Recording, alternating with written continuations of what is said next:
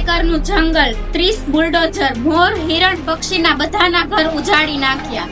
અડધી રાતમાં બુલડોઝરોએ હૈદરાબાદની વિશ્વવિદ્યાલયની 400 એકર જમીન જે જંગલ હતું અને હજારો પશુ પક્ષીના ઘર હતા તેને નષ્ટ કરી દેવામાં આવી. વિદ્યાર્થીઓનો વિરોધ અને અદાલતના આદેશને નજરઅંદાજ કરીને લગભગ 700 થી પણ વધારે વૃક્ષો અને 200 થી પણ વધારે પશુ પક્ષીના ઘર ઉજાડી દેવામાં આવ્યા.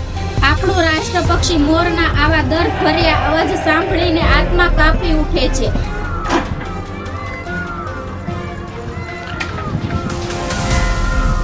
આ ઘટના હૈદરાબાદના તેલંગાણા કાછાગાછી બાવલી જંગલની છે.